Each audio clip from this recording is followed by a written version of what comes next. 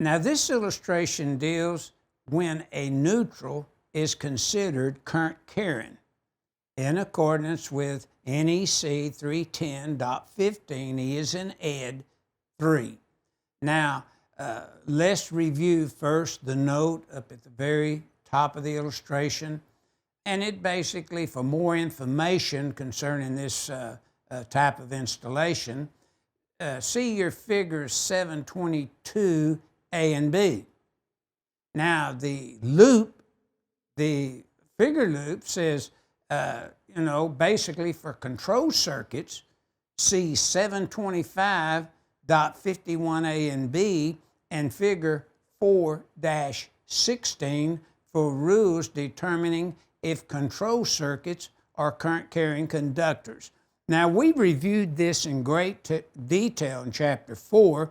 If you've kind of reviewed this entire presentation from Chapter 1 on through to Chapter 8.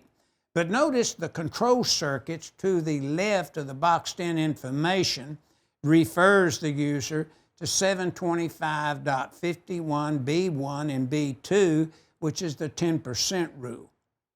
And if we had, say, a coil that picked up and pulled 1.5 amp, and you had a 20 amp control circuit, 10% of 20 is 2, with a 1.5 had exceeded the 2 amp 10% rule. So keep that in mind. But here we're dealing with the neutral.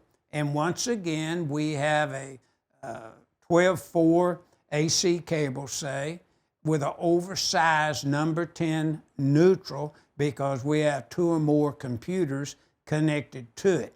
Now, when we apply our 310.15 E3, it says the major portion of the neutral load, if that load consists of harmonics and non-linear loads, the neutral's current carrying.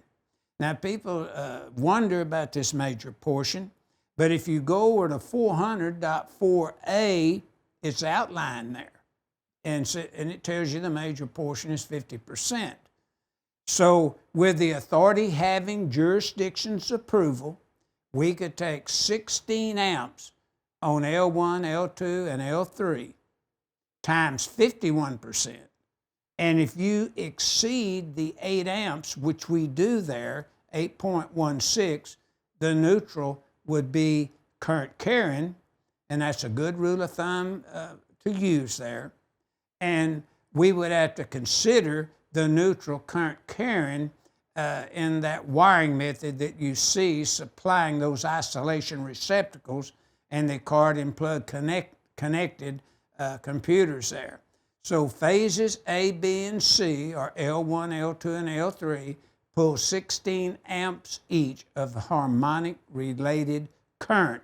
So 310.15 E3 would be applicable here.